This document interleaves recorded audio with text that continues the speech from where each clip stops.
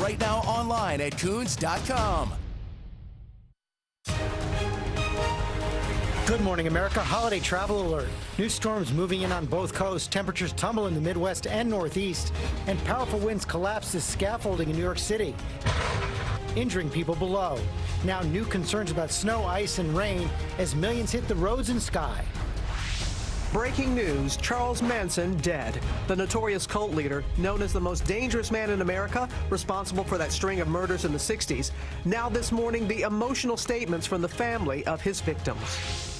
ABC News exclusive.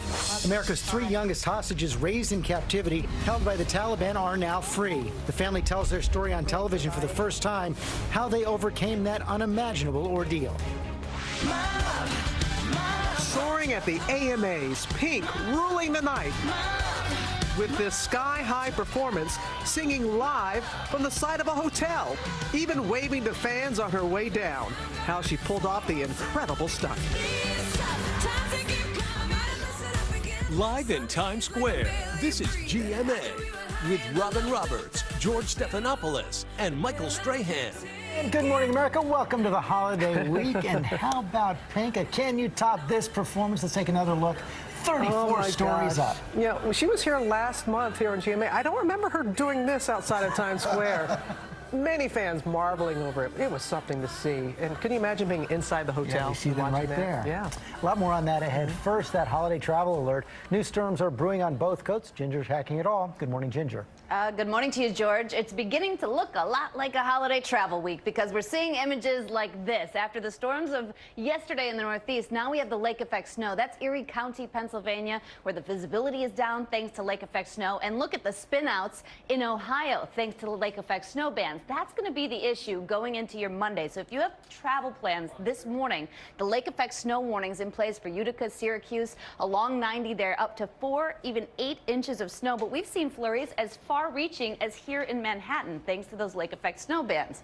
Then you kind of skip over Tuesday because not a lot happens, but by Wednesday, when everybody's on the roads and everyone's starting to fly, I-95 may see that clip of a coastal storm that'll give us some rain, some inland snow for interior New England, and then a wet one for parts of northern Florida, South Georgia, and finally the Pacific Northwest. 2 storms to deal with this week. Our biggest issue there would end up being some of the high rain totals, 2 to 3 inches, and some snow in the northern Rockies. But guys, so far, a little silver lining, only 100 or so flight delays to start the week, so not too bad. But it's a long week ahead, or a short week, I should say, ahead. Now to that breaking news. Charles Manson, the infamous cult leader who led a string of murders in the 1960s, is dead. ABC's Lindsay Davis is here with the latest details. Good morning, Lindsay. Good morning to you, Robin. He was sentenced to death 46 years ago. But just months after that sentence, California's Supreme Court declared the death penalty unconstitutional, prolonging the life of one of the most reviled men in American pop culture. And overnight, at 83 years old, Charles Manson died of natural causes. The wild-eyed, swastika-scarred madman who led a family of killers bent on starting a world-changing race war inspired by the Beatles song Helter Skelter died at age 83 in a Bakersfield hospital. Is Charlie Manson crazy? Well, whatever that means. Sure, he's crazy as mad as a hatter. Charles Manson, the evil mastermind behind the 1969 murder spree that took the lives of 7 people. The pregnant actress Sharon Tate was the most prominent of the murdered, a rising Hollywood star from the movie Valley of the Dolls. Hello? Also killed wealthy supermarket owners Lino and Rosemary LaBianca. Manson never admitted to ordering the killings, and in this interview with Diane Sawyer, put the blame on his band of followers. I never told anybody to do anything other than what they wanted to do. And if they wanted to do murder, that was okay with you? That was none of my business, woman. I'm a convict. I'm an outlaw. I'm a rebel. I'm not a Sunday school teacher. Manson's 1970 murder trial was a circus. He called himself Jesus Christ and was convicted of murder, along with 4 of his followers. He was once called the most dangerous man in America. We reconvened the panel hearing on Charles Manson. Manson spent 46 years behind bars and was denied parole 12 times. His influence from prison, no less dangerous. His still adoring followers carried out crimes in his name long after his conviction, including the attempted assassination of President Gerald Ford. 5 Manson family members remain behind bars. He leaves behind a legacy of depraved murder. If you're gonna do something, leave something witchy. Just like I would tell you, if you're gonna do something, do it well. And leave something witchy. Leave a sign to let the world know that you were there. The LADA's association released a statement saying Manson's victims are the ones who should be remembered and mourned on the occasion of his death. And the sister of Manson victim Sharon Tate told ABC News people are saying that this should be some kind of relief, but oddly enough, it really isn't. She went on to say that she prays for Manson's soul. Really? Okay. Lindsay Davis, thanks very much. We're going to move on now to an investigation underway in Texas after a Border Patrol agent was killed on duty. The agent seen in this photo obtained by our El Paso station, KVIA.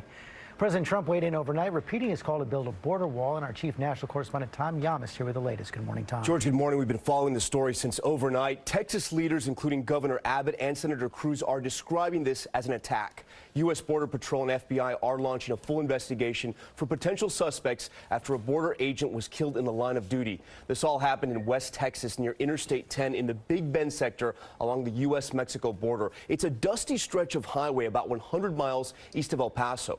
Now, officials tell us Agent Rogelio Martinez, 36 years old, and his partner were responding to activity while on patrol. Now, Agent Martinez's partner reported that they were both injured and in need of assistance. Responding agents provided immediate medical care and transported both agents to a local hospital where Martinez later died. It's still not clear what actually happened to the agents, and there are reports that there were no shootings involved, but we're still trying to figure out exactly what happened. Meantime, the president did tweet on this overnight, repeating his call for a border wall. Right now, Congress shows no willingness to fund it right now, but they are building prototypes. No, definitely. That is exactly right. There were 6 companies that built 8 different prototypes. We have some video of those prototypes you can see right now. You know, this is one of his keystone promises, that border wall along the southern border. Now, these prototypes have to meet certain requirements in height and how deep they can go. But, George, you're right. A lot of critics call this just political theater because so far they don't have the funding for this massive project. And what's the cost of these prototypes? Well, $300,000 is the minimum. They're between $300,000 to $500,000 each, so it's a pretty penny.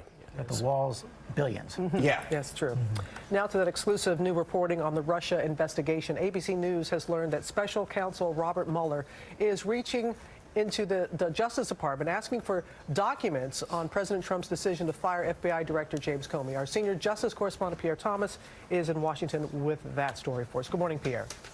Robin, good morning. Mueller continues to aggressively investigate, apparently wanting to know more about the circumstances of Comey's firing. And not even the Justice Department and the Attorney General are immune. Special Counsel Robert Mueller now turning to the Justice Department as his investigators dig into whether President Trump or anyone else tried to derail the ongoing probe of Russian interference into last year's election. Although he has not criticized Mueller recently, the president has not hidden his disdain for the Russia probe. The entire thing has been a witch hunt. ABC News has learned that in recent weeks, Mueller's team asked the Justice Department to turn over emails and other documents relating to Attorney General Jeff Sessions' recusal from the Russia investigation and President Trump's subsequent decision to fire Comey as FBI director. So far, Sessions has refused to publicly discuss what Trump told him about axing Comey. The Justice Department and the Special Counsel's office declined to comment, but Sessions has said he will cooperate with the Special Counsel, Robin. And Pierre, we're learning that the publicist who set up that Don Jr. meeting with a Russian lawyer at Trump Tower, that publicist is ready to talk to Mueller and his team? That's right. Rob Goldstone told the Sunday Times that he's, quote, keen to talk and put his recollection of the events on the public record. So that June 2016 meeting at Trump Tower remains in focus. And Robin, Jared Kushner, who attended that meeting, has recently been accused by Senate leaders of withholding information about additional contacts with the Russians. But Kushner's attorney says he's cooperated fully and that Kushner rejected additional offers of meeting with the Russians. Robin? It continues. All right. Thank you, Pierre. Okay, let's bring in our senior White House correspondent, Cecilia Vega, also our chief political analyst, Matthew Dowd, right here with me. Cecilia, let me begin with you. We just saw that reporting from Pierre. Mueller now reaching into the Justice Department, also reaching pretty deep now into the White House. It is clear the president is also being investigated. Yeah, he just a few days ago, George, said that he himself is not under investigation. But, I mean, as you say, certainly his top aides, his close advisors are definitely part of this probe. In fact, in just the coming days, we know that one of his closest aides, Hope Hicks, the communications director here at the White House, will be sitting down with Mueller's investigators. Same for White House counsel Don McGahn. But George, publicly, look, no one here is saying that they're nervous. This is very much business as usual for this White House. Privately, we know everyone here has lawyers. You can't imagine that certainly this is not front and it's centered at many minds here at this White House. Absolutely, Matt, Dad, you know this from experience as well. I ran into a Trump associate yesterday who says once you get to this situation inside the White House, it's every man for himself. Absolutely. They're all going to be looking for their pathway exit out of this thing. I think the problem is that everybody in the Trump organization, from the president on down, has said there's been no contacts with the Russians, had said there was no contacts with the Russians throughout. We now know there's been 30 or 40 plus contacts that they figured out in this. Either there's mass amnesia or the Russians have one of those neuralizers from Men in Black. They click every time they meet with the Russians. Let's talk about Roy Moore as well. So, see it pretty clear over the weekend. Yesterday on This Week, I had the President's Legislative Director, Mark Short, on there. They want this issue with Roy Moore, these questions about Roy Moore's accusers, to just go away. Yeah, George, they want to talk about tax reform this week. I mean, this is front and center at their legislative agenda, but you pushed Mark Short repeatedly during that interview, as we have here at the White House, to push aides to ask whether the president is comfortable with Roy Moore being the next sitting senator from Alabama, and you can't get a straight answer here. I was struck by another aide who on the Sunday shows said that he doesn't know the president doesn't know who to believe when it comes to Roy Moore's or his accusers. So a lot of questions still, and remember, we've not heard directly from the president on this one yet. This is a lose-lose for the White House. It's absolutely a lose-lose for the White House. The president, I think, in the midst of all of this, every single step he seems to make in this is his tweets yesterday, I think, are a perfect example of how he only hurts himself in this. Jeff Flake, he attacks Jeff Flake. Whose vote he needs. Vote on the tax cut. He goes after in a dispute with LeVar Ball, saying basically he should leave the basketball players in China in the midst of this. No one knows really fully why he's doing this. I have one theory, though. He is mad about LeVar Ball's shoe line, the big baller line. I think Donald Trump has his own shoe line, air grievances. Air grievances. You worked hard overnight. I thought you topped out a Men in Black, but then you put what's wrong with that? Don't you like it, air grievances? I like that. All right. Thank you, Matt. Now to the race against time to find that submarine that's missing for days in stormy waters off the coast of Argentina with dozens of crew members on board. Overnight, U.S. Navy crews rushing to join the international rescue operation. ABC's Lindsay Janis is there in Argentina and has the latest for us. Good morning, Lindsay. Good morning, Robin. What happened to that submarine is a mystery. There is concern that it is without power, but authorities don't even know if it's at the surface or if it has sunk with oxygen supplies running out. The search is on. It is a race against time. This morning, rescuers battling fierce weather conditions, desperately searching for the missing submarine and its 44 crew members. The Argentine Navy Command last officially heard from the ARA San Juan, seen in this video 5 days ago, when it was nearly 270 miles off the coast of Patagonia. Search crews rushing in from at least 7 countries. The U.S. Navy sending some of the most cutting-edge underwater technology to help, including equipment that can search at depths of 5,000 feet for up to 30 hours, and another that can bring 6 people to the surface at a time. If the sub that runs on both diesel and battery-powered electric motors is underwater and without power, time is running out. The problem here is, although the Navy is sending its best rescue gear, if you don't know where the submarine is, you can't affect that rescue. Winds over 40 miles per hour and 26-foot waves hampering search efforts. And this morning, the search area has expanded to over 186,000 square miles. That's bigger than the state of California and is 4 times larger than the search area for missing Malaysia airliner MH370, which disappeared over the Indian Ocean 3 years ago. And it has been a roller coaster ride for the families of these sailors. On Saturday, the Argentine Navy said it detected 7 missed calls from that missing submarine, missed signals from that. They were actually failed signals. It now says it can't even confirm where those came from. Robin? Oh, my goodness. And many are hoping that they have enough supplies to survive, Lindsay. Yeah, we're told they have enough food, oxygen, and water supplies to last about 2 weeks, Robin. All right, Lindsay, thank you. Okay, we're going to switch gears now to that big night at the AMAs. It was a celebration of women. Diana Ross took home the Lifetime Achievement Award. You see that right there. And, of course, Pink. stole the show with that powerhouse performance, scaling the JW Marriott. Nick there in Los Angeles for all of it. Good morning, Nick.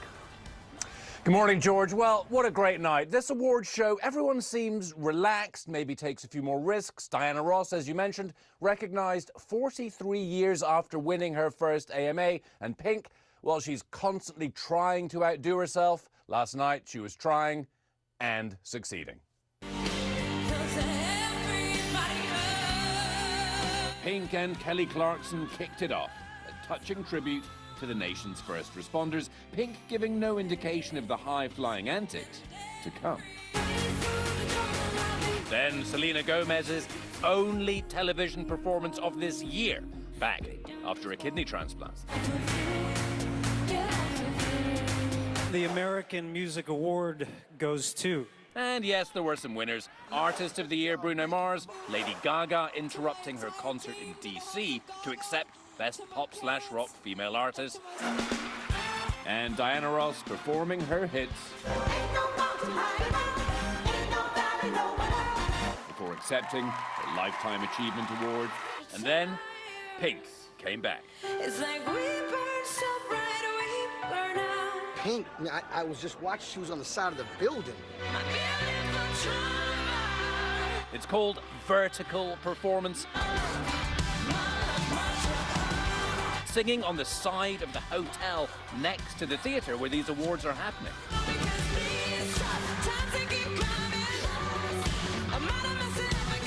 Earlier, Pink caught rehearsing on a chopper cam in downtown LA. This is very real. I feel the fear this time. Just the sheer height of it. This is by far the craziest, most insane thing I've ever attempted to do. And Pink is famous for crazy. This year's VMAs, last year's Billboards, the Grammys in 2014. Now this. I mean, how do you ever top that? Or does she just retire? No. Every time, that's part of what we do, is just figure out the way to top it. But we can't tell you what that is yet. Thank you! Classy. A wave to some startled hotel guests. And later, Pink posted on Instagram, and she gave huge credit to Bandaloop. That's the gang of aerial dancers she was cavorting around with up there. They all spent 5 days rehearsing. And as Pink said in that post, yeah, we did that. Yeah, you could see the exhilaration on her face. Oh my gosh, every single time. Hey, Nick, thanks so much. We're going to... Thankfully, she had good weather.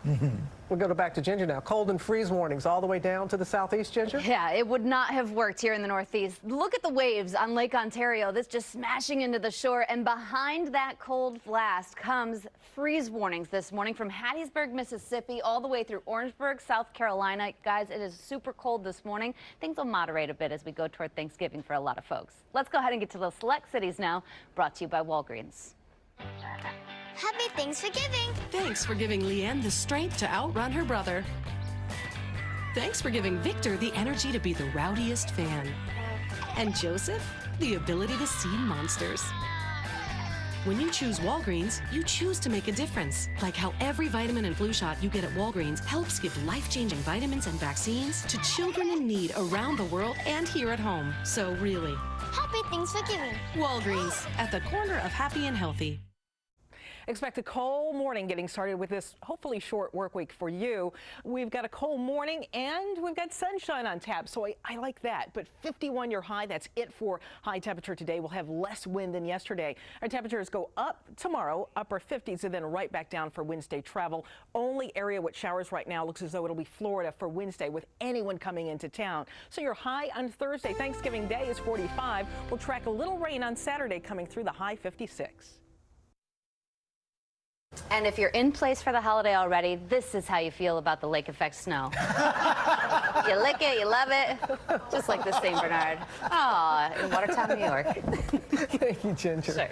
Sure. Coming up, two-time Emmy-winning actor Jeffrey Tambor, now at the center of a Hollywood sexual harassment scandal. And our ABC News exclusive with the youngest American hostages, the family held captive by the Taliban for 5 years. They're now telling their story. And to the rescue, he's done this a time or two before. How Harrison Ford became a real-life action hero yet again. That and so much more on this Monday morning edition of Good Morning America. If you're moderate to severe ulcerative colitis or Crohn's symptoms,